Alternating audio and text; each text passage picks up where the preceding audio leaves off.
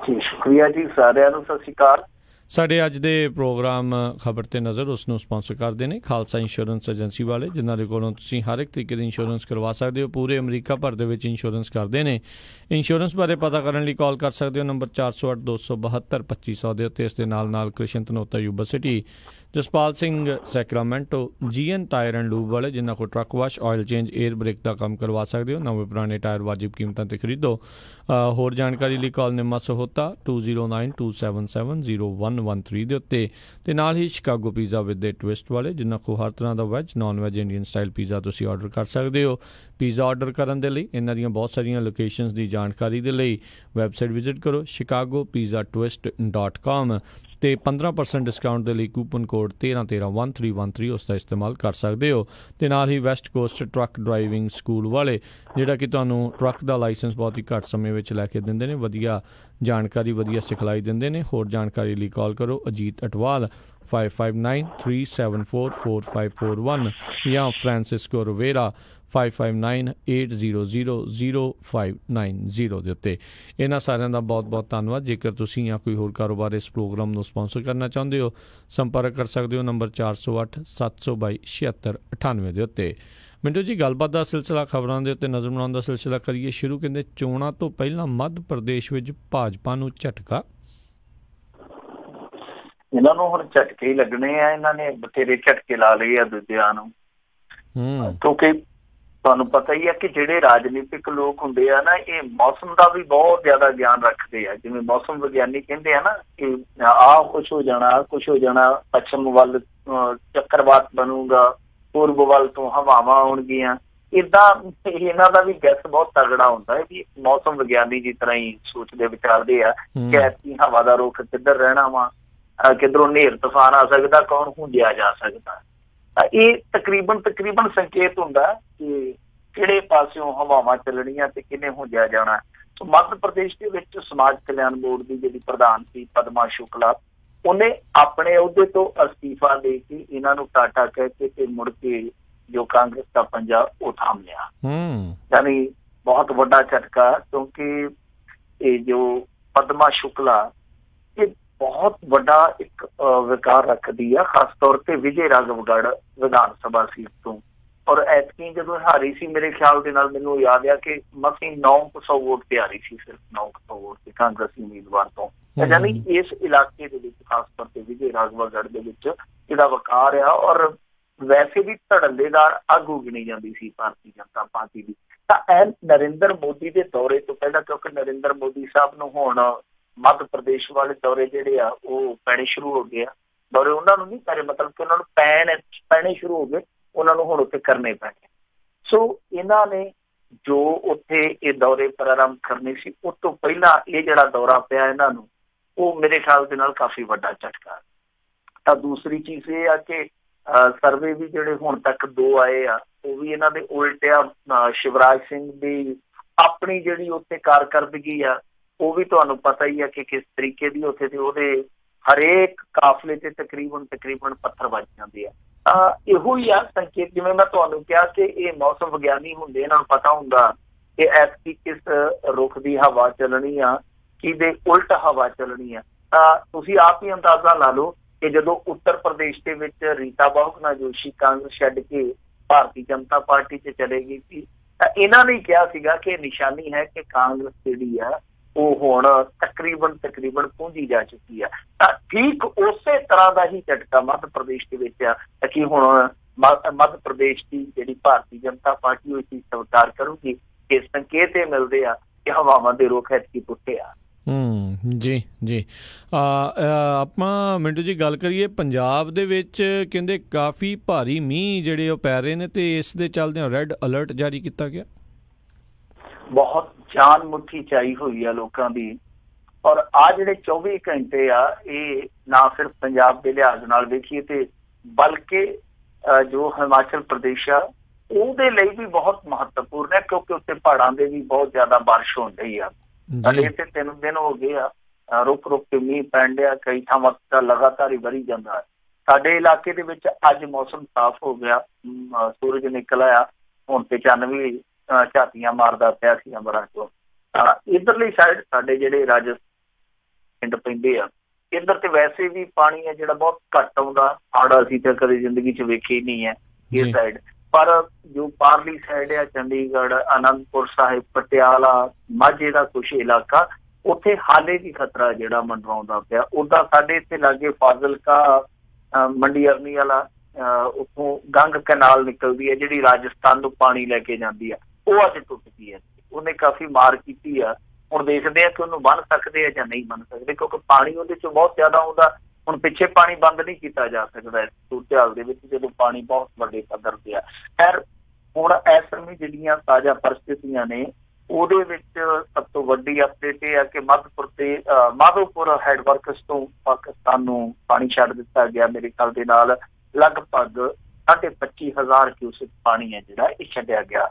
ਇਸ ਤੋਂ ਇਲਾਵਾ ਰਣਜੀਤ ਸਾਗਰ ਡੈਮ ਦੀ ਜਿਹੜੀ ਝੀਲ ਆ ਉਹਦਾ ਪੱਧਰ ਦੱਸਦੇ ਆ ਕਿ 525 ਤੱਕ ਪਹੁੰਚ ਗਿਆ, 525 ਮੀਟਰ ਪਹੁੰਚ ਗਿਆ, ਯਾਨੀ 527 ਦੀ ਸਮਰੱਥਾ।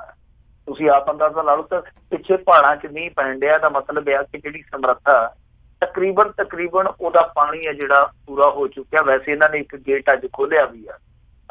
ਜੇ ਮੰਨ ਲਓ ਉਹ ਪਾਣੀ ਖਤਰੇ ਦੇ ਨਿਸ਼ਾਨ ਤੋਂ ਉੱਪਰ ਚਲੇ ਜਾਂਦਾ, ਵੈਸੇ ਤੇ ਤਕਰੀਬਨ ਪਹੁੰਚਿਆ ਪਿਆ, ਤਾਂ ਫਿਰ ਉਸ ਸੂਰਤ ਦੇ ਵਿੱਚ ਗੇਟ ਖੋਲੇ ਜਾਂਦੇ ਆ, ਤਾਂ ਫਿਰ ਅੱਗੇ ਫਲੱਡ ਆਉਣਾ ਜਿਹੜਾ ਕੁਛ ਇਲਾਕਿਆਂ 'ਚ ਉਹ ਸੰਭਵ ਹੈ। ਇਸ ਤੋਂ ਇਲਾਵਾ ਪੰਜਾਬ ਦੇ ਵਿੱਚ ਬਹੁਤ ਸਾਰੇ ਥਾਵਾਂ ਤੇ ਛੱਤਾਂ ਡਿੱਗੀਆਂ ਨੇ, ਬਹੁਤ ਸਾਰੀਆਂ ਥਾਵਾਂ ਤੇ ਐਕਸੀਡੈਂਟ ਹੋਏ ਆ। ਤਕਰੀਬਨ 1 ਦਰਜਨ ਤੋਂ ਵੱਧ ਮੌਤਾਂ ਹੋ ਚੁੱਕੀਆਂ ਹੁਣ ਤੱਕ। ਫਸਲਾਂ ਦੀ ਬਰਬਾਦੀ ਹੈ। ਨਰਮਾ ਇੰਨਾ ਸੋਹਣਾ ਸੀ, ਇੰਨਾ ਸ਼ਾਨਦਾਰ ਸੀਗਾ ਕਿ ਸਾਨੂੰ 25-26 ਸਾਲ ਪਹਿਲਾਂ ਵਾਲਾ ਦ੍ਰਿਸ਼ ਯਾਦ ਆਉਂਦਾ ਸੀਗਾ ਕਿ ਜਦੋਂ ਲੋਕ ਨਰਮਾ ਚੁਗਦੇ ਥੱਕ ਜਾਂਦੇ ਸੀਗੇ।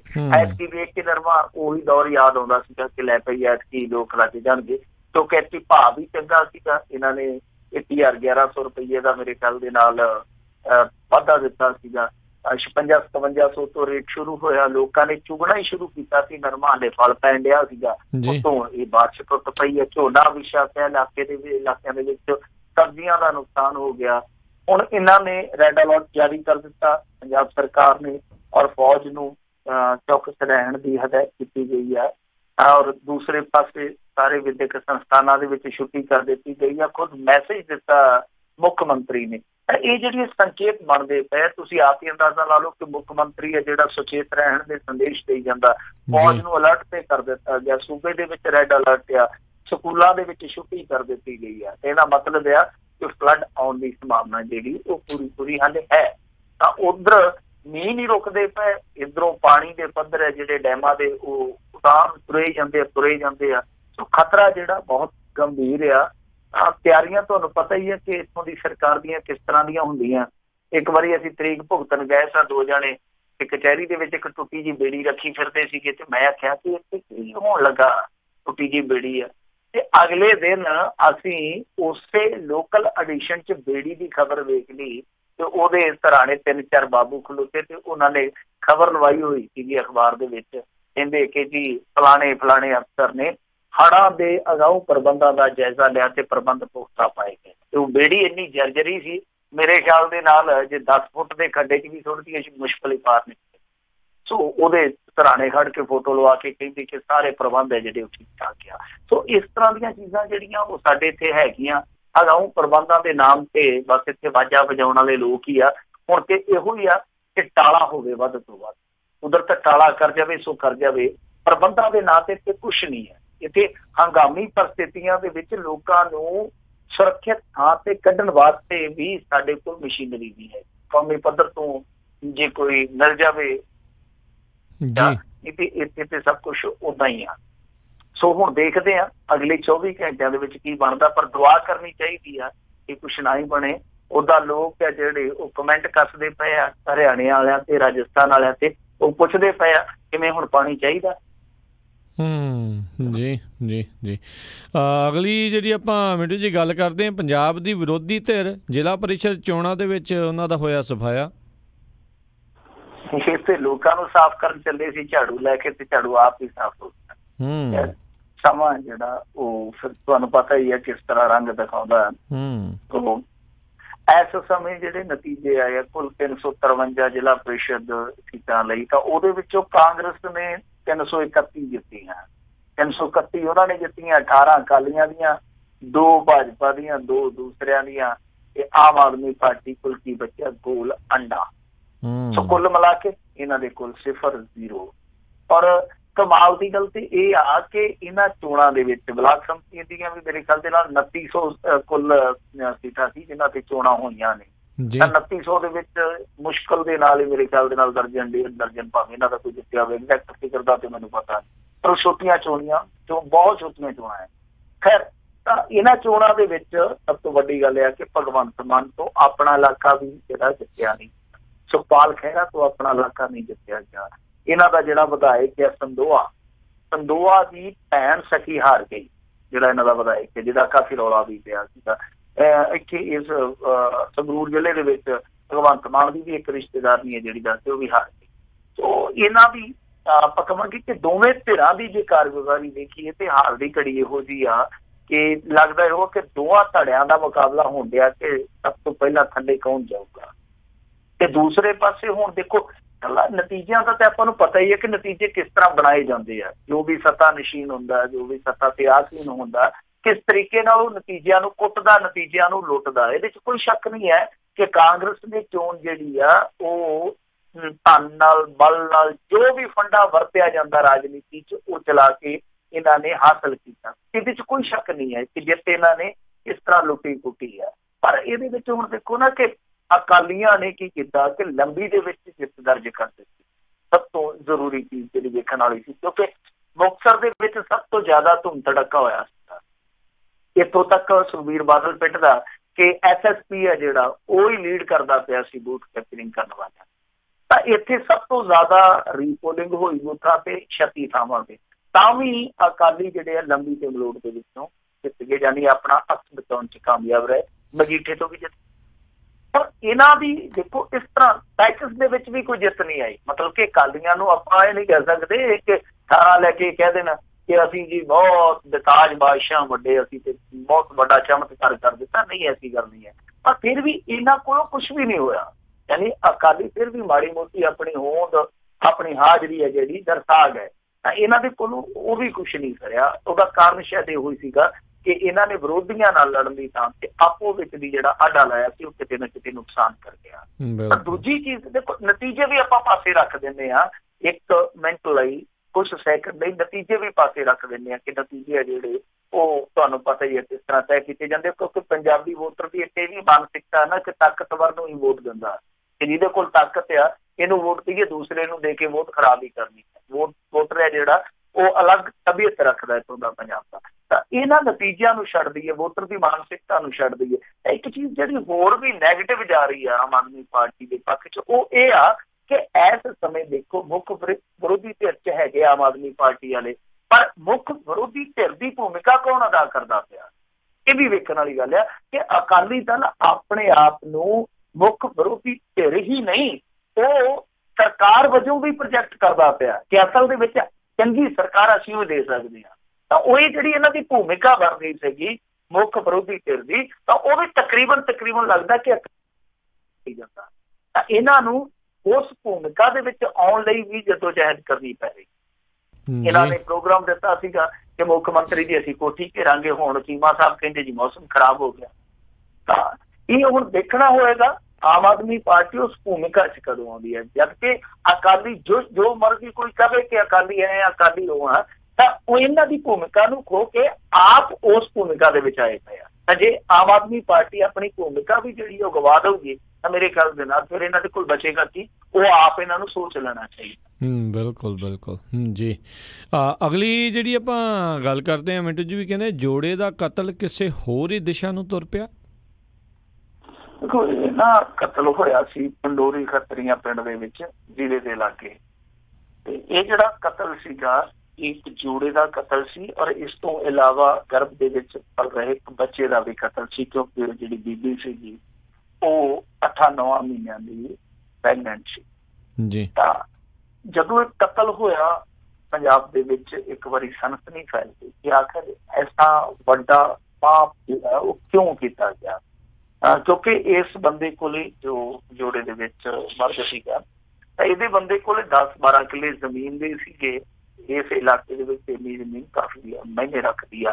ਤਾਂ ਸ਼ੱਕ ਇਹ ਜਤਾਇਆ ਗਿਆ ਕਿ ਹੋ ਸਕਦਾ ਕਿ ਜ਼ਮੀਨ ਦੇ ਲਾਲਚ ਨੂੰ ਇਹ ਕਤਲ ਅੰਜਾਮ ਦਿੱਤੇ ਗਏ ਹੋਣ। ਪਰ ਅਚਾਨਕ ਇੱਕ ਗੱਲ ਨਿਕਲਦੀ ਆ ਜਿਹੜੀ ਕਿ ਲੋਕਾਂ ਦੇ ਪੈਰਾਂ ਥੱਲੇ ਜ਼ਮੀਨ ਖਿਸਕਾ ਦਿੰਦੀ ਆ। ਉਹ ਇਹ ਆ ਕਿ ਅਸਲ ਦੇ ਵਿੱਚ ਇਹ ਜਿਹੜੀ ਬੀਬੀ ਸੀ ਜਿਹਦਾ ਨਾਮ ਪ੍ਰਭਜੀਤ ਕੌਰ ਦੱਸਿਆ ਗਿਆ, ਬਲਕਿ ਇਹ ਪ੍ਰਭਜੀਤ ਕੌਰ ਨਹੀਂ ਹੈ, ਇਹ ਅਸਲ ਦੇ ਵਿੱਚ ਮੋਗਾ ਸੈਕਸ ਰੈਕਟ ਦੀ ਇੱਕ ਗਵਾਹ ਸੀ ਜਿਹੜੀ ਕਿ ਨਾਂ ਬਦਲ ਕੇ ਇੱਥੇ ਰਹਿ ਰਹੀ ਸ਼ਾਦੀ ਕਰ। ਕਿਉਂਕਿ ਇਹ ਤੁਹਾਨੂੰ ਯਾਦ ਹੀ ਹੋਣਾ ਕਿ ਮੋਗਾ ਸੈਕਸ ਰੈਕਟ ਉਹ ਇੱਕ ਸਕੈਮ ਸੀ, ਇੱਕ ਰੈਕਟ ਸੀਗਾ ਜਿਹਦੇ ਵਿੱਚ ਤੋਤਾ ਸਿੰਘ ਦਾ ਮੁੰਡਾ ਵੀ ਫਸ ਗਿਆ ਸੀਗਾ।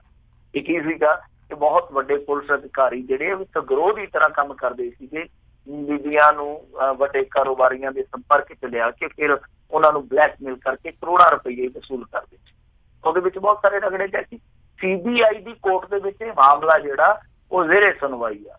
ਤਾਂ ਇਹ ਜਿਹੜੀ ਬੀਬੀ ਸੀਗੀ ਉਹ ਵੀ ਇਸ ਰੈਕਟ ਦਾ ਹਿੱਸਾ ਸੀਗੀ ਜਿਹੜੀ ਕਿ ਹੁਣ ਨਾਂ ਬਦਲ ਕੇ ਸ਼ਾਦੀशुदा ਜੀਵਨ ਬਤੀਤ ਕਰਦੀ ਪਈ। ਤੇ ਇਹ ਹੁਣ ਮਰਨ ਤੋਂ ਬਾਅਦ ਪਤਾ ਲੱਗਿਆ ਕਿ ਅਸਲ ਦੇ ਵਿੱਚ ਕਹਾਣੀ ਹੈ। ਦੂਜੀ ਚੀਜ਼ ਜਿਹੜੀ ਆ ਉਹ ਇਹ ਆ ਕਿ ਗੋਲੀਆਂ ਜਿਹੜੀਆਂ .30 ਬੋਰ ਦੇ ਰਿਵਾਲਵਰ ਨਾਲ ਕਿ ਆਮ ਬੰਦੇ ਦੇ ਕੋਲ ਗੋਲੀਆਂ ਪਹੁੰਚਣੀਆਂ ਵੀ ਸੰਭਵ ਨਹੀਂ। ਔਰ ਹਥਿਆਰ ਵੀ ਜਿਹੜਾ ਐਸਾ ਹਥਿਆਰ ਹੈ ਜਿਹੜਾ ਉਹ ਪ੍ਰਤੀਬੰਧਿਤ ਆ, ਯਾਨੀ ਪਾਬੰਦੀशुदा ਉਹ ਹਥਿਆਰ ਪਾਬੰਦ ਆ। ਆਮ ਬੰਦਾ ਜਿਹੜਾ ਉਹ ਹਥਿਆਰ ਨਹੀਂ ਰੱਖ ਸਕਦਾ, ਯਾਨੀ ਫੋਰਸ ਦੇ ਕੋਲ ਹੀ ਐਸਾ ਹਥਿਆਰ ਹੁੰਦਾ। ਤਾਂ ਇਹਦਾ ਮਤਲਬ ਆ ਕਿ ਕੁਛ ਨਾ ਕੁਛ ਇਸ ਮਾਮਲੇ 'ਚ ਗੜਬੜ ਹੈ। ਤੀਜੀ ਚੀਜ਼ ਇਹ ਆ ਕਿ CCTV ਫੁਟੇਜ ਜਿਹੜੀ ਆ ਉਹ ਹਾਸਲ ਕਰ ਲਈ ਗਈ ਹੈ। 3 ਮੁੰਡੇ ਜਾਂਦੇ ਪਏ ਮੋਟਰਸਾਈਕਲ ਤੇ ਸ਼ੱਕ ਜ਼ਾਹਰ ਕੀਤਾ ਜਾ ਰਿਹਾ ਕਿ ਇਹੋ ਲੋਕ ਆ ਜਿਨ੍ਹਾਂ ਨੇ ਕਤਲ ਕੀਤਾ, ਕਿਉਂਕਿ ਜੋ ਘਰ ਦਾ CCTV ਕੈਮਰਾ ਸੀਗਾ ਜਾਂ DVR ਸੀਗਾ ਉਹ ਪੁੱਟ ਕੇ ਨਾਲ ਲੈ ਗਏ। ਤੇ ਗਲੀ ਦੇ ਵਿੱਚ ਇੱਕ CCTV ਕੈਮਰਾ ਲੱਗਾ ਸੀਗਾ, ਉੱਥੋਂ ਸ਼ੱਕ ਜਤਾਇਆ ਜਾ ਰਿਹਾ ਕਿ ਇਹ ਵਿਅਕਤੀ ਉਹੀ ਹੋ ਸਕਦੇ ਆ ਜਿਨ੍ਹਾਂ ਨੇ ਇਸ ਕਤਲਕਾਂਡ ਨੂੰ ਅੰਜਾਮ ਦਿੱਤਾ। ਔਰ ਦੂਜੀ ਚੀਜ਼ ਇੱਕ ਹੋਰ ਵੀ ਸ਼ੱਕੀ ਬਣਦੀ ਪਈ ਆ, ਉਹ ਇਹ ਆ ਕਿ ਕੁਛ ਦਿਨ ਪਹਿਲਾਂ ਮਨਜੀਤ ਕੌਰ ਜਿਹੜੀ ਕਿ ਪ੍ਰਭਜੀਤ ਕੌਰ ਬਣ ਕੇ ਰਹਿ ਰਹੀ ਸੀ, ਜਿਹਦੇ ਖਾਤੇ 'ਚ 10 ਲੱਖ ਰੁਪਏ ਵੀ ਆਏ। ਉਹ 10 ਲੱਖ ਰੁਪਏ ਕਿੱਥੋਂ ਆਇਆ ਉਹ ਵੀ ਇੱਕ ਵਜ਼ਾਰਤ ਬਣੀ ਪਈ ਆ। ਇੱਕ ਇਹ ਵੀ ਵਜ਼ਾਰਤ ਆ ਕਿ 10 ਕਿੱਲਿਆਂ ਵਾਲਾ ਇਹ ਸਧਾਰਨ ਪਰਿਵਾਰ ਜਿਹੜਾ ਆਮ ਤੌਰ ਤੇ ਆਪਾਂ ਦੇਖਦੇ ਹਾਂ ਕਿ 10 ਕਿੱਲਿਆਂ ਵਾਲੇ ਨੂੰ ਸਧਾਰਨ ਪਰਿਵਾਰ ਹੀ ਗਿਣਿਆ ਜਾਂਦਾ, ਇੱਕ ਸ਼ਾਹੀ ਜ਼ਿੰਦਗੀ ਕਿਵੇਂ ਜੀ ਰਿਹਾ। ਇਸ ਜੋੜੇ ਬਾਰੇ ਕਈ ਸਵਾਲ ਉੱਠਦੇ ਪਿਆ। ਤਾਰ ਤਕਰੀਬਨ ਉੱਥੇ ਹੀ ਜੋੜੀ ਜਾ ਰਹੀ ਆ।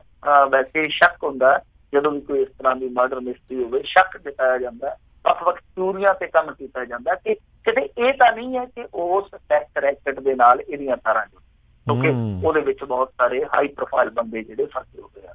ਤਾਂ ਹੁਣ ਜਾਂਚ ਪੜਤਾਲ ਜਿਹੜੀ ਆ ਉਹ ਇਸ ਦਿਸ਼ਾ ਨੂੰ ਘੁੰਮ ਗਈ ਆ ਕਿ ਕਿਤੇ ਇੱਧਰ ਤਾਰਾਂ ਤੇ ਨਹੀਂ ਜੁੜਦੀਆਂ। ਖੈਰ ਹੁਣ ਅੱਗੇ ਜਿਹੜੀ ਮਾਮਲੇ ਦੇ ਵਿੱਚ ਤਹਿਕੀਕਾਤ ਹੋਊਗੀ, ਪੁੱਛ ਪੜਤਾਲ ਹੋਊਗੀ, ਉਹਦੇ ਆਧਾਰ ਤੇ ਹੀ ਅੱਗੇ ਗੱਲ ਨਿਕਲੂਗੀ। ਪਰ ਜੋ ਕੁਛ ਹੁਣ ਤੱਕ ਨਿਕਲ ਕੇ ਆ ਰਿਹਾ, ਇੱਕ ਤੇ ਇਹ ਆ ਕਿ 3 ਜੀ ਇੱਕ ਗਰਭ ਦੇ ਵਿੱਚ ਪਲ ਰਿਹਾ ਸੀਗਾ, 2 ਜਿਹੜੇ ਇਹ ਮਾਰੇ ਗਏ ਆ। ਇਹਨਾਂ ਦੀ ਮੌਤ ਬੜੀ ਭਿਆਨਕ ਮੌਤ ਹੋਈ ਆ, ਬਹੁਤ ਖੂੰਖਾਰ ਕਿਸੇ ਨੇ ਜੁਰਮ ਅੰਜਾਮ ਦਿੱਤਾ। ਔਰ ਦੂਜੀ ਚੀਜ਼ ਇਹ ਆ ਕਿ ਉਸ ਬੀਬੀ ਨੇ ਨਾਂ ਬਤਾ ਕੇ ਜਿਸ ਤਰ੍ਹਾਂ ਨਾਲ ਆਪਣਾ ਜੀਵਨ ਬਤੀਤ ਕੀਤਾ, ਹੁਣ ਭੇਤ ਖੁੱਲਿਆ, ਉਹ ਵੀ ਅਚੰਭਾ। ਔਰ ਤੀਸਰੀ ਚੀਜ਼ ਇਹ ਆ ਕਿ ਇਸ ਮਾਮਲੇ ਦੇ ਵਿੱਚ ਜਿਸ ਤਰੀਕੇ ਨਾਲ ਹਥਿਆਰ ਇਸਤੇਮਾਲ ਕੀਤਾ ਗਿਆ ਉਹ ਕਿਤੇ ਨਾ ਕਿਤੇ ਸ਼ੱਕ ਸੁਭਾ ਪੈਦਾ ਕਰਦਾ ਕਿ ਇਹਦੇ ਵਿੱਚ ਕੁਛ ਨਾ ਕੁਛ ਗੜਬੜ ਹੈ। ਜੀ ਜੀ। ਅਗਲੀ ਮਿੰਟੋ ਜੀ ਗੱਲ ਕਰਦੇ, ਕਹਿੰਦੇ ਜੱਜ ਨੂੰ ਹਾਈ ਕੋਰਟ ਵੱਲੋਂ ਝਟਕਾ। ਦੇਖੋ, ਹਾਈ ਕੋਰਟ ਦੇ ਵਿੱਚ ਜੱਜ ਉਦੋਂ ਗਿਆ ਜਦੋਂ ਸਾਰੇ ਦਰਵਾਜ਼ੇ ਬੰਦ ਹੋ ਗਏ। ਅਸਲ ਦੇ ਵਿੱਚ ਇੱਕ ਇਨਕੁਆਇਰੀ ਤੋਂ ਬਾਅਦ ਪੰਜਾਬ ਸਰਕਾਰ ਨੇ ਇਸ ਜੱਜ ਨੂੰ ਪ੍ਰੀ ਮੈਚਿਓਰ ਰਿਟਾਇਰਮੈਂਟ ਦੇ ਦਿੱਤੀ ਸੀ। ਤਾਂ ਇਹਨੇ ਉਸ ਪ੍ਰੀ ਮੈਚਿਓਰ ਰਿਟਾਇਰਮੈਂਟ ਦੇ ਖਿਲਾਫ ਹਾਈ ਕੋਰਟ ਦੇ ਵਿੱਚ ਪਟੀਸ਼ਨ ਪਾਈ ਸੀਗੀ। ਮਾਮਲਾ ਇਹ ਸੀਗਾ ਕਿ ਇਹਨੇ ਆਪਣੀਆਂ ਜੱਜਮੈਂਟਾਂ ਦੇ ਵਿੱਚ ਜਿਹੜੀਆਂ ਕਿ NDPS ਐਕਟ ਦੇ ਮਾਮਲੇ 'ਚ ਸੀਗੀਆਂ, ਇਹਨੇ ਕਈ ਜੱਜਮੈਂਟਾਂ ਦੇ ਵਿੱਚ ਜੋ ਰਿਕਵਰੀ ਸੀ ਉਹਦਾ ਸਾਲਟ ਹੀ ਨਹੀਂ ਲਿਖਿਆ। ਤੇ ਜਾ ਕੇ ਇਹਨੇ ਫਿਰ ਪਟੀਸ਼ਨ ਪਾਈ, ਕਹਿੰਦਾ ਜੀ ਇਹ ਜੱਜ ਆ ਇਹ ਵਿਚਾਰਾ ਕੰਮ ਕੇ ਬੋਝ ਕਾ ਮਾਰਾ, ਕਹਿੰਦਾ ਜੀ ਚੇਤਾ ਭੁੱਲ ਗਿਆ, ਕੰਮ ਬਹੁਤ ਹੁੰਦਾ, ਕਈ ਵਾਰ ਚੇਤਾ ਭੁੱਲ ਜਾਂਦਾ। ਤਾਂ ਹਾਈ ਕੋਰਟ ਨੇ ਕਿਹਾ ਕਿ ਠੀਕ ਆ, ਇੱਕ ਅੱਧ ਮਾਮਲੇ 'ਚ ਤੇ ਅਸੀਂ ਮੰਨ ਲੈਂਦੇ ਹਾਂ ਕਿ ਤੇਰਾ ਚੇਤਾ ਭੁੱਲ ਗਿਆ ਹੋਊਗਾ, ਕੰਮ ਦਾ ਬੋਝ ਬਹੁਤ ਜ਼ਿਆਦਾ, ਪਰ ਤੂੰ ਭਾਈ ਸਾਹਿਬ ਇਹੋ ਜਿਹਾ ਕੰਮ 53 ਮਾਮਲਿਆਂ 'ਚ ਕੀਤਾ, ਇੱਕ ਅੱਧ 'ਚ ਨਹੀਂ। 53 ਮਾਮਲਿਆਂ 'ਚ ਚੇਤਾ ਨਹੀਂ ਭੁੱਲਦਾ। ਸੋ ਤੇਰੀਆਂ ਜੱਜਮੈਂਟਾਂ ਜਿਹੜੀਆਂ ਉਹ ਅਸੀਂ ਸਾਰੀਆਂ ਫੋਲ ਕੇ ਵੇਖੀਆਂ, 53 ਕੇਸਾਂ ਦੇ ਵਿੱਚ ਤੂੰ ਸਾਲਟ ਦਾ ਨਾਮ ਨਹੀਂ ਕੀਤਾ। ਹੁਣ ਦੇਖੋ, ਇੱਕ ਬੰਦਾ ਜਾਂ ਇੱਕ ਜੱਜ, ਇੱਕ ਮੁਨਸਿਫ NDPS ਯਾਨੀ ਨਸ਼ਾ ਵਿਰੋਧੀ ਕਾਨੂੰਨ ਦੇ ਤਹਿਤ ਕੋਈ ਜੱਜਮੈਂਟ ਦੇ ਰਿਹਾ, ਉਹਦੇ 'ਚ ਉਹ ਰਿਕਵਰੀ ਦਾ ਸਾਲਟ ਹੀ ਨਹੀਂ ਲਿਖਦਾ ਕਿ ਬਦਬਲਾ ਕੀ ਫੜੀ ਗਈ ਆ, ਹੈਰੋਇਨ ਹੈ ਜਾਂ ਕੋਈ ਆਈਸ ਡਰੱਗ ਆ, ਕੋਈ ਫੀਮ ਆ, ਭੁੱਕੀ ਆ, ਸੁੱਖਾ, ਗਾਂਜਾ, ਚਰਸ ਕੀ ਆ। ਜਦੋਂ ਸਾਲਟ ਹੀ ਨਹੀਂ ਲਿਖਿਆ ਜਾਂਦਾ ਤੇ ਫਿਰ ਉਹ ਅੱਗੇ ਜਾ ਕੇ ਮਾਮਲਾ ਜਿਹੜਾ ਤੁਹਾਨੂੰ ਪਤਾ ਉਹ ਡਿੱਗ ਪੈਣਾ ਮੂੰਹ ਦੇ ਮੂੰਹ। ਦੂਜੀ ਚੀਜ਼ ਇੱਕ ਹੋਰ ਵੀ ਇਹਨਾਂ ਨੇ ਕਹੀ, ਉਹ ਕਹਿੰਦੇ ਕਿ ਦੇਖੋ ਸਾਲਟ ਦਾ ਨਾਮ ਤੇ ਠੀਕ ਹੈ ਕਿ ਚਲੋ ਇਹ ਵੀ ਛੱਡ ਦਿਓ। ਹੁਣ ਦੂਜੀ ਚੀਜ਼ ਇਹ ਹੈ ਕਿ ਕੁਛ ਮਾਮਲਿਆਂ ਦੇ ਵਿੱਚ ਜਿਹੜੀ ਮਿਨੀਮਮ ਸਜ਼ਾ ਉਹ ਤੋਂ ਵੀ ਤੁਸੀਂ ਘਟਾ ਕੇ ਕਰੀ ਜਾਂਦੇ ਹੋ, ਮਤਲਬ ਕਿ ਦੋਸ਼ੀ ਨੂੰ ਸਿੱਧਾ ਲਾਓ। ਇਹ ਕੀ ਚੱਕਰ ਆ? ਉਹ ਕਹਿੰਦੇ ਕਿ ਤੁਹਾਡੀ ਪ੍ਰੀ ਮੈਚਿਓਰ ਰਿਟਾਇਰਮੈਂਟ ਜਿਹੜੀ ਆ ਉਹ ਬਣਦੀ ਸੀ, ਮਤਲਬ ਕਿ ਤੁਹਾਨੂੰ ਆਰਾਮ ਦੇਣਾ ਬਣਦਾ ਸੀ, ਤੋ ਘਰੇ ਜਾ ਕੇ ਆਰਾਮ ਕਰੋ। ਕਿਉਂਕਿ ਜੇ ਤੁਹਾਨੂੰ ਇੰਨਾ ਚੇਤਾ ਭੁੱਲਦਾ ਤੇ ਘਰੇ ਜਾ ਕੇ ਚੇਤਾ ਠੀਕ ਕਰੋ, ਹੁਣ ਤੁਹਾਨੂੰ ਵਧੀਆ ਟਾਈਮ ਦਿੱਤਾ ਜਾਂਦਾ। ਸੋ ਇਸ ਜੱਜ ਦੀ ਇੱਕ ਨਹੀਂ ਕਹਿੰਦੀ, ਹੁਣ ਦੇਖਦੇ ਹਾਂ ਸੁਪਰੀਮ ਕੋਰਟ ਜਾਂਦਾ ਜਾਂ ਨਹੀਂ ਜਾਂਦਾ। ਪਰ ਇਸ ਤਰ੍ਹਾਂ ਦੇ ਮਾਮਲਿਆਂ ਨੇ ਜੁਡੀਸ਼ਰੀ ਦਾ ਤਮਾਸ਼ਾ ਬਣਾ ਦਿੱਤਾ ਇੰਡੀਆ ਦੇ ਵਿੱਚ। ਇਸੇ ਤਰ੍ਹਾਂ ਦਾ ਹੀ ਇੱਕ ਜੱਜ ਗੁਜਰਾਤ ਦੇ ਵਿੱਚੋਂ ਮੱਥੇ ਲੱਗਾ ਸੀਗਾ, ਉੱਥੇ ਉਹਨੇ ਵੀ ਇਹੋ ਹੀ ਕੰਮ ਕੀਤਾ ਸੀਗਾ ਕਿ ਜਿੰਨੀ ਘੱਟ ਤੋਂ ਘੱਟ ਸਜ਼ਾ ਸੀਗੀ ਉਹ ਘੱਟ ਉਹਦੇ ਤੋਂ ਵੀ ਦੇ ਗਿਆ, ਜਿਹੜੀ ਕਿ ਸੰਵਿਧਾਨ ਦੇ ਮੁਤਾਬਕ ਦਿੱਤੀ ਨਹੀਂ ਸੀ ਜਾ ਸਕਦੀ ਧਾਰਾ ਦੇ ਮੁਤਾਬਕ। ਤੇ ਬਾਅਦ 'ਚ ਪਤਾ ਲੱਗਿਆ ਕਿ ਉਸ ਤਸਕਰ ਦੇ ਨਾਲ ਸਾਡਾ ਗਾਂਢਾ ਕਰ ਲਿਆ ਤੇ ਜਿੰਨੀ ਉਹਨੇ ਸਜ਼ਾ ਭੁਗਤੀ ਸੀਗੀ ਉਨੀ ਉਹ ਕਰਕੇ ਉਹਨੂੰ ਬਰੋਬਰ ਕਰਕੇ ਅੰਡਰਗਰਾਊਂਡ ਕਰਕੇ ਘਰ ਨੂੰ ਭੇਜ ਦਿੱਤੇ। ਤਾਂ ਜਿਹੜੇ ਇਸ ਤਰ੍ਹਾਂ ਦੇ ਫੈਸਲੇ ਆਉਂਦੇ, ਜਿਹੜੀਆਂ ਇਸ ਤਰ੍ਹਾਂ ਦੀਆਂ ਜੱਜਮੈਂਟ ਆਉਂਦੀਆਂ, ਜਾਂ ਜਿਹੜੇ ਲੋਕ ਇਸ ਤਰ੍ਹਾਂ ਦੀ ਸੌਦੇਬਾਜ਼ੀ ਕਰਦੇ ਪਏ ਜੁਡੀਸ਼ਰੀ ਦੇ ਵਿੱਚ, ਤਾਂ ਮੇਰੇ ਖਿਆਲ ਦੇ ਨਾਲ ਇੱਕ ਬਹੁਤ ਖਤਰਨਾਕ ਚੱਲਣ ਆ। ਇਹਨੂੰ ਰੋਕਿਆ ਕਿੱਦਾਂ ਜਾਵੇ, ਇਹ ਜੁਡੀਸ਼ਰੀ ਦੇ ਉੱਤੇ ਜਿਹੜੇ ਬੈਠੇ ਆ ਕੇ ਉਹਨਾਂ ਨੂੰ ਵੇਖਣਾ ਚਾਹੀਦਾ। ਜੀ ਜੀ। ਅਗਲੀ ਜਿਹੜੀ ਗੱਲ ਕਰਦੇ, ਕਹਿੰਦੇ ਨਸ਼ੇ ਲਈ ਕਰਦਾ ਸੀ ਕਤਲ, ਸੀਰੀਅਲ ਕਿਲਰ ਗ੍ਰਿਫਤਾਰ। ਇਹ ਅੰਮ੍ਰਿਤਸਰ ਦੇ ਵਿੱਚ ਸੀਗਾ, ਬੰਦੇ ਨੇ ਵਾਹਵਾ ਮਾਰ ਦਿੱਤੇ ਸੀਗੇ ਤੇ ਇੱਕ ਹੋਰ ਮਾਰਨ ਤੇ ਲਈ ਜਾਂਦਾ ਸੀਗਾ। ਜਦੋਂ ਇਹਨੂੰ ਗ੍ਰਿਫਤਾਰ ਕੀਤਾ, ਇਹ ਟਾਰਗੇਟ ਕਿਹਨਾਂ ਨੂੰ ਕਰਦਾ ਸੀਗਾ, ਮਤਲਬ ਕਿ ਰਾਤ ਦੇ ਸਮੇਂ ਜੇ ਕੋਈ ਮੰਗਤਾ ਕਾਬੂ ਆ ਗਿਆ ਉਹਨੂੰ ਮਾਰ ਦਿੱਤਾ, ਔਰ ਉਹਦੇ ਜੇਬ ਦੇ ਵਿੱਚੋਂ ਕੋਈ 100-200 ਰੁਪਈਆ ਕੱਢ ਲਿਆ। ਫਿਰ ਜੇ ਕੋਈ ਹੋਰ ਲਾਵਾਰ ਜਾਂ ਕੋਈ ਇਸ ਤਰ੍ਹਾਂ ਦਾ ਪਾਸ ਬੰਦਾ ਉਹ ਕਾਬੂ ਆ ਗਿਆ। ਯਾਨੀ ਇਹਨੇ ਹੁਣ ਤੱਕ 3-4 ਕਤਲ ਦੱਸਦੇ ਕੀਤੇ, ਜਿਹੜੇ ਮੰਨਿਆ, ਹੋਰ ਕਿੰਨੇ ਕੀਤੇ ਹੋਣਗੇ ਪਤਾ ਨਹੀਂ ਹੈ।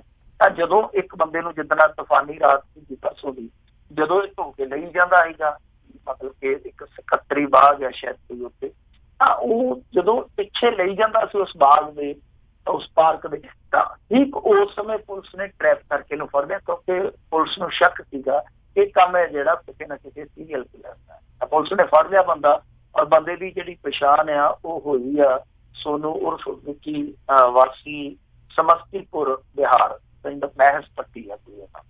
ਤਾਂ ਉਹਨੂੰ ਗ੍ਰਿਫਤਾਰ ਕੀਤਾ ਗਿਆ। ਉਹ ਮੰਨਿਆ ਉਹਦੇ ਕੋਲ ਵੈਸੇ ਗੋਲੀਆਂ ਵੀ ਫੜੀਆਂ ਗਈਆਂ, ਦੱਸਦੇ 1500 ਗੋਲੀਆਂ ਫੜੀਆਂ ਗਈਆਂ। ਉਹ ਕਹਿੰਦੇ ਆ ਕਿ ਬਹੁਤ ਜ਼ਿਆਦਾ ਨਸ਼ਾ ਕਰਦਾ ਸੀ, ਔਰ ਜਦੋਂ ਨਸ਼ੇ ਦੀ ਉਹਨੂੰ ਤੋੜ ਵੱਜਦੀ ਸੀਗੀ, ਮਤਲਬ ਕਿ ਨਸ਼ੇ ਦੀ ਉਹਨੂੰ ਘਾਟ ਪੈਂਦੀ ਸੀਗੀ, ਤਾਂ ਉਦੋਂ ਫਿਰ ਉਹ ਹੈਵਾਨ ਬਣ ਜਾਂਦਾ ਸੀ। ਮਤਲਬ ਕਿ ਆਪਣਾ ਇੱਕ ਟਾਰਗੇਟ ਚੁਣਦਾ ਕਿ ਇਹਦੇ ਕੋਲੋਂ ਮੈਨੂੰ ਇੰਨੇ ਕੁ ਪੈਸੇ ਹਾਸਲ ਹੋ ਜਾਣਗੇ ਤਾਂ ਮੇਰਾ ਨਸ਼ੇ ਪੱਤੇ ਦਾ ਬੁੱਤਾ ਸਕਦਾ। ਤਾਂ ਥੋੜੇ ਜਿਹੇ ਨਸ਼ੇ ਲਈ, ਜਾਂ ਕਹਿ ਲਈਏ ਕਿ ਇੱਕ ਟਾਈਮ ਦੀ ਡੋਜ਼ ਵਾਸਤੇ ਉਹ ਇੱਕ ਬੰਦਾ ਮਾਰ ਦਿੰਦਾ। ਤਾਂ ਇਹ ਨਸ਼ੇੜੀ ਦਾ ਇੱਕ ਦੂਸਰਾ ਰੂਪ ਆ। ਅਸੀਂ ਆਮ ਤੌਰ ਤੇ ਕਹਿੰਦੇ ਹਾਂ ਕਿ ਨਸ਼ੇੜੀ ਪੀੜਤ ਹੁੰਦਾ, ਨਸ਼ੇੜੀ ਬਿਮਾਰ ਹੁੰਦਾ, ਹਮਦਰਦੀ ਦੀ ਉਹਨੂੰ ਜ਼ਰੂਰਤ ਹੁੰਦੀ, ਉਹ ਗੱਲ ਬਿਲਕੁਲ ਠੀਕ ਆ। ਪਰ ਇੱਕ ਨਸ਼ੇੜੀ ਦੀ ਮਨੋਦਸ਼ਾ ਐਸੀ ਵੀ ਹੁੰਦੀ ਆ ਤੇ ਦਰਿੰਦਾ ਵੀ ਬਣ। ਨਸ਼ਾ ਜਿਹੜਾ ਦੇਖ ਲਓ ਕਿਸ ਤਰ੍ਹਾਂ ਮਾਰ ਕਰਦਾ ਕਿ ਬਿਹਾਰੀਆ ਆ ਕੇ ਇੱਥੇ ਦਰਿੰਦਾ ਬਣ ਗਿਆ। ਮੈਂ ਇਹ ਨਹੀਂ ਕਹਿੰਦਾ ਕਿ ਉਹ ਇੱਥੇ ਕਿਉਂ ਆਉਂਦੇ ਆ, ਹੋਰ ਵੀ ਕਿਉਂ ਆਉਂਦੇ ਆ, ਪਰ ਇਹ ਦੇਖਣ ਵਾਲੀ ਗੱਲ ਹੈ ਕਿ ਇੱਥੇ ਆ ਕੇ ਨਸ਼ੇ ਦੀ ਚਪੇਟ 'ਚ ਲੱਗ ਕੇ ਉਸ ਬੰਦੇ ਨੇ ਜਿਹੜਾ ਰਸਤਾ ਚੁਣਿਆ ਕਿੰਨਾ ਖਤਰਨਾਕ ਸੀਗਾ। ਹੁਣ ਉਹਨੇ ਕਿੰਨੇ ਕਤਲ ਕੀਤੇ ਆ, ਹੋਰ ਕਿਹੜੀਆਂ ਥਾਵਾਂ ਤੇ ਕੀਤਾ ਇਹ ਕੰਮ ਕੀਤੇ ਆ, ਉਹ ਜਾਂਚ ਪੜਤਾਲ ਤੋਂ ਬਾਅਦ ਪਤਾ ਲੱਗੂਗਾ। ਪਰ ਦੱਸਦੇ ਕਿ ਆਪਦੇ ਮੂੰਹ 3-4 ਕਤਲ ਮੰਨੀ ਜਾਂਦਾ। ਜੀ ਜੀ। ਜਾਂਦੇ ਮਿੰਟੂ ਜੀ ਗੱਲ ਕਰੀਏ, ਪਾਕਿਸਤਾਨ ਨੇ ਕਿਹਾ ਕਰਤਾਰਪੁਰ ਲਾਂਘੇ ਵਾਸਤੇ ਗੱਲਬਾਤ ਲਈ ਅੱਗੇ ਆਉਣਾ ਹੀ ਪਵੇਗਾ। ਦੇਖੋ ਉਹਨਾਂ ਨੇ ਫਿਰ ਸਾਫ਼ ਕਰ ਦਿੱਤਾ, ਇਹਨਾਂ ਨੇ ਇਨਕਾਰ ਕਰ ਦਿੱਤਾ ਸੀਗਾ, ਕभी ਹਾਂ ਕभी ਨਾ। ਇਹਨਾਂ ਨੇ ਜਦੋਂ ਇਨਕਾਰ ਕਰ ਦਿੱਤਾ, ਜਿਹੜਾ ਉਹਨਾਂ ਦਾ ਪ੍ਰਧਾਨ ਮੰਤਰੀ ਆ ਇਮਰਾਨ ਖਾਨ, ਉਹਨੇ ਤੇ ਇੱਥੋਂ ਤੱਕ ਕਹਿ ਦਿੱਤਾ ਸੀਗਾ ਕਿ ਇਹਨਾਂ ਦਾ ਹੰਕਾਰੀ ਰਵੱਈਆ। ਤਾਂ ਇਹਨਾਂ ਨੇ ਫੇਰ ਕਹਿ ਦਿੱਤਾ ਸੀਗਾ ਕਿ ਗੱਲਬਾਤ ਤੇ ਅੱਤਵਾਦ ਇਕੱਠਿਆਂ ਨਹੀਂ ਚੱਲ ਸਕਦੀ। ਹੁਣ ਪਾਕਿਸਤਾਨ ਨੇ ਕਰਤਾਰਪੁਰ ਦੇ ਲਾਂਘੇ ਵਾਸਤੇ ਗੱਲਬਾਤ ਲਈ ਤੇ ਅੱਗੇ ਤੁਹਾਨੂੰ ਆਉਣਾ ਪਊਗਾ, ਭਾਈ ਕਦੋਂ ਤੱਕ ਭੱਜੋਗੇ, ਕਿਉਂਕਿ ਮਾਮਲਾ ਤੁਹਾਡੇ ਨਾਲ ਜੁੜਿਆ। ਤਾਂ ਉਹਨਾਂ ਨੇ ਸਾਫ਼ ਕਰ ਦਿੱਤਾ। ਯਾਨੀ ਇੱਕ ਵਾਰੀ ਫੇਰ ਅਸਿੱਧੇ ਰੂਪ ਦੇ ਵਿੱਚ ਕੀ ਹੈ ਕਿ ਸੱਦਾ ਹੁਣ ਦੇਖੋਗੇ ਨਾ ਤੇ ਇਨਵੀਟੇਸ਼ਨ ਹੀ ਹੈ ਨਾ ਕਿ ਭਾਈ ਗੱਲਬਾਤ ਲਿਆਓ। ਹਾਲਾਂਕਿ ਇਹ ਗੱਲਬਾਤ ਤੋਂ ਬਿਲਕੁਲ ਇਨਕਾਰੀ ਹੋ ਚੁੱਕੇ ਆ, ਮੁਨਕਰ ਹੋ ਚੁੱਕੇ ਆ ਕਿ ਅਸੀਂ ਗੱਲਬਾਤ ਨਹੀਂ ਕਰਨੀ ਕਿਉਂਕਿ ਤੁਸੀਂ ਆਪਣੀ ਹਰਕਤਾਂ ਤੋਂ ਬਾਜ਼ ਨਹੀਂ ਆ ਰਹੇ। ਪਰ ਫਿਰ ਵੀ ਅਸਿੱਧੇ ਰੂਪ ਦੇ ਵਿੱਚ ਪਾਕਿਸਤਾਨ ਇੱਕ ਤਰ੍ਹਾਂ ਨਾਲ ਇੰਡੀਆ ਨੂੰ ਸੱਦਾ ਹੀ ਦੇ ਰਿਹਾ ਕਿ ਭਾਈ ਇਹ ਮਾਮਲਾ ਜਿਹੜਾ ਤੁਹਾਡੀ ਗੱਲਬਾਤ ਤੇ ਅਟਕਿਆ ਹੋਇਆ, ਤੁਸੀਂ ਗੱਲਬਾਤ ਲਈ ਅੱਗੇ ਆਓ। ਉੱਦਾਂ ਹੁਣ ਅਕਾਲੀ ਹੈ ਜਿਹੜੇ ਉਹ ਕੱਲ ਕੋਰ ਕਮੇਟੀ ਦੇ ਵਿੱਚ ਫੈਸਲਾ ਕਰੀ ਖਲੋਤੇ ਸੀਗੇ ਕਿ ਅਸੀਂ ਸਰਕਾਰ ਨੂੰ ਬੇਨਤੀ ਕਰਾਂਗੇ ਕਿ ਜ਼ਮੀਨ ਦਾ ਤਬਾਦਲਾ ਕਰ ਦਿਓ। ਪਰ ਜ਼ਮੀਨ ਦਾ ਤਬਾਦਲਾ ਠੀਕ ਆ, ਤਦ ਹੀ ਨੇਪਰੇ ਚੜੇਗਾ ਜਦ ਤੁਸੀਂ ਗੱਲਬਾਤ ਕਰਨ ਲਈ ਇੱਕ ਟੇਬਲ ਤੇ ਇਕੱਤਰ ਹੋਵੋ। ਤਾਂ ਹੁਣ ਦੇਖੋ ਕੂਟਨੀਤੀ ਆਪੋ ਆਪਣੀ ਥਾਂ ਤੇ ਚੱਲੀ ਜਾਵੇ, ਇਹ ਆਪਣਾ ਸਟੈਂਡ ਰੱਖਣ, UN ਦੇ ਵਿੱਚ ਰੱਖਣ, ਜਿੱਥੇ ਮਰਜ਼ੀ ਰੱਖਣ, ਉਹ ਸਾਰਿਆਂ ਦਾ ਹੱਕ ਬਣਦਾ ਪਾਕਿਸਤਾਨ ਆਪਣੀ ਗੱਲ ਕਰੇ। ਤਾਂ ਇਸ ਮੁੱਦੇ ਤੇ ਜਿਹੜੀ ਗੱਲਬਾਤ ਹੋਣੀ ਚਾਹੀਦੀ ਸੀਗੀ ਉਹ ਜਿੱਦਾਂ ਰੋਕੀ ਗਈ ਆ, ਉਹ ਆਪਣੇ ਆਪ ਦੇ ਵਿੱਚ ਸੋਚਣ ਦਾ ਵਿਸ਼ਾ, ਵਿਚਾਰਨ ਦਾ ਵਿਸ਼ਾ। ਮੈਂ ਪਹਿਲੇ ਦਿਨ ਤੋਂ ਕਹਿੰਦਾ ਆ ਕਿ ਦੋਵਾਂ ਪਾਸਿਆਂ ਤੋਂ ਕੁਛ ਏਦਾਂ ਦੀਆਂ ਤਾਕਤਾਂ ਜਿਹੜੀਆਂ ਜ਼ੋਰ ਲਾਉਂਦੀਆਂ ਕਿ ਇਹ ਲੰਘ ਆ ਜਾਂ ਜਿਹੜੀ ਮੋਹ ਮੁਹੱਬਤ ਦੀ ਗੱਲ ਆ ਇਹ ਕਦੇ ਵੀ ਨੇਪਰੇ ਨਾ ਚੱਲ। ਸੋ ਪਾਕਿਸਤਾਨ ਨੇ ਤੇ ਫਿਰ ਇੱਕ ਵਾਰੀ ਇੱਕ ਤਰ੍ਹਾਂ ਨਾਲ ਚੱਲੀਏ ਅਸਿੱਧੇ ਰੂਪ ਦੇ ਵਿੱਚ ਇਨਵੀਟੇਸ਼ਨ ਦਿੱਤਾ ਗੱਲਬਾਤ ਦਾ, ਹੁਣ ਮਨਜ਼ੂਰ ਕਰਨਾ, ਕਬੂਲ ਕਰਨਾ ਫਿਰ ਇਹਨਾਂ ਤੇ ਮੁਨਸਰ ਕਰਦਾ। ਪਰ ਮੈਨੂੰ ਨਹੀਂ ਲੱਗਦਾ ਇਹ ਕਰਨਗੇ, ਔਰ ਕਰਨਗੇ ਇਸ ਕਰਕੇ ਨਹੀਂ ਕਿਉਂਕਿ ਇਲੈਕਸ਼ਨ ਦਾ ਮਾਹੌਲ ਆ। ਕੋਈ ਵੀ ਸਰਕਾਰ ਜਿਹੜੀ ਆ ਉਹ ਪਾਕਿਸਤਾਨ ਵੱਲ ਨਰਮ ਗੋਸ਼ਾ ਕਰਕੇ ਇੱਥੇ ਘਾਟੇ 'ਚ ਹੀ ਜਾਊਗੀ। ਇਸ ਗੱਲ ਦੀ ਗਰੰਟੀ ਹੈ ਜਿਹੜੀ ਸ਼ਾਇਦ ਸਿਆਸਤ ਨੂੰ ਪਹਿਲਾਂ ਮਿਲ ਚੁੱਕੀ ਹੈ। ਜੀ ਜੀ ਜੀ ਬਿਲਕੁਲ। ਤੇ ਮਿੰਟੂ ਜੀ ਬਹੁਤ ਬਹੁਤ ਤੁਹਾਡਾ ਧੰਨਵਾਦ, ਤੁਸੀਂ ਸਾਡੇ ਨਾਲ ਜੁੜੇ, ਇਹਨਾਂ ਖਬਰਾਂ ਬਾਰੇ ਸਾਨੂੰ ਜਾਣਕਾਰੀ ਦਿੱਤੀਆਂ। ਅਗਲੀ ਵਾਰ ਤੱਕ ਲਈ ਬੜੀ ਮਿਹਰਬਾਨੀ, ਪਿਆਰ ਭਰੀ ਸਤਿ ਸ਼੍ਰੀ ਅਕਾਲ ਜੀ। ਸਤਿ ਸ਼੍ਰੀ ਅਕਾਲ। ਸਰੋਤਿਓ, ਇੱਥੇ ਹੀ ਸਾਡਾ ਅੱਜ ਦਾ ਇਹ ਪ੍ਰੋਗਰਾਮ ਸਮਾਪਤ ਆ। ਮਿਲਾਂਗੇ ਤੁਹਾਨੂੰ ਸਾਰਿਆਂ ਨੂੰ ਅਗਲੀ ਵਾਰ। ਉਦੋਂ ਤੱਕ ਲਈ ਮੈਨੂੰ ਰਾਜਕਰਮਜੀਤ ਸਿੰਘ ਨੂੰ ਇਜਾਜ਼ਤ ਦਿਓ। ਬਹੁਤ ਹੀ ਪਿਆਰ ਸਤਿਕਾਰ ਸਾਹਿਬ ਦੋਨੋਂ ਅੱਜ ਜੋੜ ਕੇ ਨਿੱਘੀ ਜਿਹੀ ਸਤਿ ਸ਼੍ਰੀ ਅਕਾਲ ਜੀ। ਉਹਦੇ ਵਾਸਤੇ ਰਹੋ, ਹੱਸਦੇ ਖੇਡਦੇ ਰਹੋ, ਸੁਣਦੇ ਰਹੋ ਪੰਜਾਬੀ ਰੇਡੀਓ USA।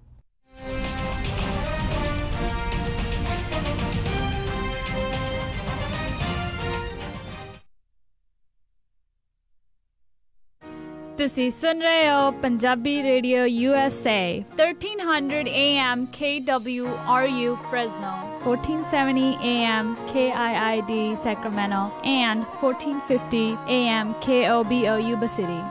ਕਾਲਾ ਕੁੜ